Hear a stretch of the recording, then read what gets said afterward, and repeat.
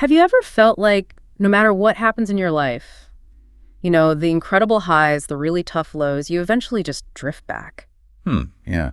Like back to the same general level of contentment. Exactly. Like you get that dream job, you're absolutely thrilled for a bit. And then it just becomes normal. Right. Or you go through a hard breakup, you feel awful. But eventually, well, you feel like yourself again. It definitely makes you wonder, doesn't it? Is happiness somehow fixed, like, I don't know, your height or something? Or is it something you can actually work on, influence, maybe even increase at its very baseline? That feeling you're describing, that tendency to return to a personal baseline, that's precisely what researchers have looked into. Yeah, things like the happiness set point, or what's it called? The hedonic treadmill. Exactly, the hedonic treadmill. And today, we're doing a deep dive right into that whole idea. We've gathered quite a stack of sources here. We have research on the science of well-being, studies looking at how our environment shapes things, and also explorations into specific practices, things like gratitude or flow, that seem to genuinely impact our mood. So our mission today is to unpack what these sources tell us. Is this set point idea like a hard wall? Or can we, through deliberate actions, maybe fostering the right conditions around us, actually nudge that baseline level of joy, maybe even raise it? Let's dig in and see what we found. Okay, let's unpack this. So this concept, the hedonic treadmill, it really gained traction back in the 1970s. Right. You mentioned Brickman and Campbell were key researchers there. That's right. And the name itself, hedonic treadmill, it paints such a clear picture, doesn't it? It really does. Like you're running and running, maybe achieving things, maybe going through stuff. Putting in all this effort. But your actual underlying happiness level, it just stays put. Yeah, the core idea was that we adapt. We adapt to major life changes, good or bad, and our emotional state kind of snaps back to a stable, maybe predetermined baseline. And there was that classic study often brought up to support this, right, from 78, comparing lottery winners and... Yeah. Lottery winners and people who had become severely disabled through accidents. And the finding was pretty striking, wasn't it? It was. The lottery winners, they got that initial huge rush of happiness, obviously, and the accident victims, profound despair. But then, after some time passed, their reported happiness levels started looking surprisingly similar to where they were before these huge events. Wow. So it really looked like strong evidence for this magnetic pullback to your individual baseline. Exactly. It felt almost like destiny. You have your setting and that's kind of it. But, and this is a big but, I gather, more recent research has added a lot more nuance. Oh, absolutely. Crucial layers of complexity. Later studies, people like Daner, Lucas, Skolin, they started questioning if everyone returns to the same neutral point. Or if that set point is even completely fixed. Right. First off, it's not like everyone starts at the same baseline level. Okay, so we all have different starting points for happiness. Precisely. Research confirms that. Some people just naturally operate at a higher level of general being. And genetics, that plays a pretty big role in that initial setting. How big a role are we talking? Twin studies suggest maybe around 50% of the variation in our happiness levels could be down to genetics, heritable. 50%? Wow, okay, that's substantial. It is substantial. But here's the critical nuance. The other 50% isn't genetic fate. Oh. And even that genetic baseline, it isn't necessarily like an anchor you can't ever move. Right. These later studies found people vary quite a bit in how much they adapt to things and also how quickly they bounce back towards that baseline. So some people bounce back faster, maybe more completely. Exactly. And for others, some significant events can actually cause a more lasting shift. It's not uniform. Okay, so it's not just that you adapt, but how you adapt and the baseline itself. Maybe it's not totally fixed for everyone. That seems to be the case. And different aspects of well-being might act differently too, like our immediate feelings, our mood. That might bounce back pretty quickly. Okay, the day-to-day ups and downs. Right. But our overall life satisfaction, that more thought-out assessment of your life as a whole, that might have let's call it a softer baseline. Softer baseline, meaning? Meaning that some studies suggest for maybe, say, a quarter of people, major life events can lead to a more lasting change in that overall satisfaction level. It's not completely resistant to change. So the set point isn't totally impenetrable then. Certain things can shift it long term. Definitely not impenetrable. We have longitudinal studies tracking people over many years. And they show that certain major life events are linked with lasting changes in well-being. Things like divorce or the death of a spouse Makes sense. Those are huge. or prolonged unemployment, particularly for men in one study, Right. and severe long-term disability. Unlike maybe the snapshot in that first 70s study, this can demonstrably lower someone's well-being set point over the long haul. Yeah, that makes sense. Some shocks are just so profound, so ongoing, they fundamentally change the conditions of your life. Right. And it's complicated too. Another study, this one in the UK, looked at lottery winners again. Oh. What did they find? They found that winning even a moderate amount did seem to correlate with higher mental well-being, lasting at least a couple of years. Ah, so maybe that original 78 study wasn't the final word? Probably not the complete story. So the takeaway seems to be adaptation is powerful, genetics matter, yes, but life circumstances, they aren't irrelevant to your long-term well-being either. So it sounds less like one fixed number and more like maybe a range or a sort of gravitational pull that can be influenced. That feels like a better analogy. Influenced by external forces, and as we'll get to, maybe internal efforts too. And you mentioned other factors influence our ability to adapt, besides big events. Yes, those genetic predispositions we talked about. Also personality traits, like how prone you are to negative emotions, neuroticism, or how outgoing you are, extroversion. Okay. And really intriguingly, potentially even physical changes in the brain itself. Physical changes. You mean the brain structure can adapt based on experience? Exactly. There's that famous example of London taxi drivers. Oh, yeah, I've heard about this. Their hippocampus, the part of the brain heavily involved in spatial navigation, it actually gets physically larger as they learn the incredibly complex map of London. Wow. Now, that's about navigation, not directly happiness. But the hippocampus is also linked to mood regulation. Ah, okay. So it shows our brain structure isn't fixed. It's adaptable based on experience and learning.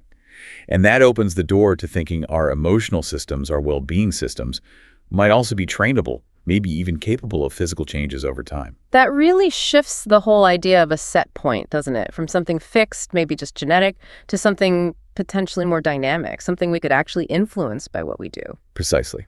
And that moves us from thinking about happiness as just a state you return to towards seeing it as an active, dynamic process. It's process. Yeah.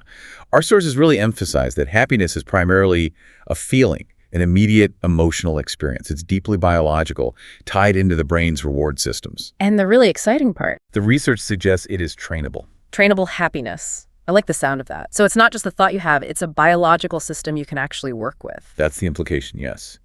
And there's a model that helps understand this neurobiologically, sometimes called the ABC model of motivation and positive states. ABC model. Okay, what does that stand for? It suggests there are different kinds or flavors of positive feelings or drives, and they might be more prominent at different life stages. Okay, let's break down A, B, and C then. Okay, so type A is wanting or approach. Think anticipation, craving, excitement. The thrill of the chase. Exactly. Pursuing goals, exploring new things. It's strongly linked to dopamine in the brain's reward pathways. Drives us towards novelty, achievement. And you said this is more common when? Often feels most prominent in youth. That intense motivation, exploring the world, building things, chasing dreams. Makes total sense. That youthful energy and ambition. Okay, what's B? Type B is avoiding or departing. This is more about relief. Relief from stress, threat, or discomfort. Ah, okay. Not chasing something good, but escaping something bad. Sort of. It's tied into our stress response, our coping mechanisms. The positive feeling isn't the thrill, it's the profound relief when a big stressor is gone, or you successfully navigate something tough. Like finally finishing a huge project or getting through a really difficult patch. Exactly. Yeah. And the sources suggest this type of positive, the relief feeling, might be more prevalent in midlife. Midlife. Why then? Well, midlife is often a period of high stress, right? Big responsibilities, career, family, finances. You're often protecting what you've built, managing crises.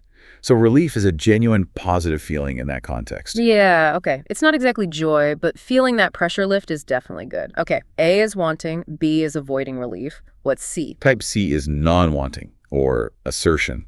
This is about deep contentment, inner peace, acceptance, a sense of just being or staying in a peaceful state. Less striving, less avoiding. More just calm. Exactly. Feeling integrated, calm, connected. This state is linked to different brain systems. The parasympathetic nervous system, maybe neurochemicals like oxytocin, serotonin. And you mentioned it involves inhibiting that dopamine wanting drive. Crucially, yes. It's less about the chase, The sources connect this to what's sometimes called the affiliation system, social bonding, altruism, and this deep, quiet satisfaction.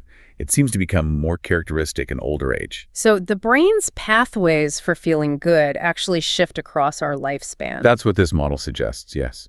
And it offers a potential way to understand that well-known U-curve of happiness. Ah, the U curve. Right, I've seen that. Happiness is often higher when you're young Dips in midlife. and then rises again when you're older, across many cultures, right? Exactly. So the dip in midlife may be linked to that stress management, type B relief state being dominant, And the rise later in life. potentially linked to the development of this more contentment-focused type C state. Successfully navigating midlife stress might even help build the capacity for that deeper satisfaction later on. That's interesting. It connects to that satisfaction paradox too, doesn't it? Older people reporting high life satisfaction even with health issues. It does seem like a paradox if you only think happiness comes from perfect health or constant excitement. But this ABC model suggests it's more about the internal systems maturing. Right. As we age, perhaps the capacity for contentment independent of perfect external conditions grows. The sources talk about a shift from focusing on me and achieving towards we, connection, generativity, maybe letting go of constant striving. So that deeper type C contentment might just be more resilient to physical challenges. That's a possible interpretation. Yeah. It's less fragile than maybe the type A pleasure or type B relief. Okay, so happiness isn't just a static point you snap back to. It's more like a journey, an evolving state, drawing on different biological systems over time. Well put. Which brings us right back to the big question. Can you actually influence this journey? Can you nudge that baseline or that range upwards? And based on the sources we've looked at, the answer seems to be a pretty strong yes. To a significant extent, anyway. Really, despite the genetics. Despite the genetics, remember that's maybe 50%. A large chunk, some research suggests potentially up to 60% of our well-being seems influenced by our behavior, our environment, and what we learn. 60%. So happiness and life satisfaction are, in a way, trainable skills. That's what the evidence points towards. And our environment. Hugely important. Environment plays a big role. How so? Absolutely crucial. Findings from things like the World Happiness Report consistently show this. Factors outside ourselves are powerful. Like what kinds of factors? Things like having someone you can count on, a sense of personal freedom, generosity in society, and a really big one, trust. Trust. How does societal trust impact individual happiness? The sources give some really compelling examples. They compare people living in low trust versus high trust societies. In places with low social trust, people don't trust each other. Institutions, the government, the well-being gap between someone doing well and someone struggling is massive. A huge difference. But in a high trust environment, that well-being gap shrinks considerably. Wow. So trust acts like a buffer. It helps those who are struggling more. Exactly. A strong, positive social fabric, especially one with high trust, acts like a shock absorber. It lessens the blow of hardship and misfortune on well-being.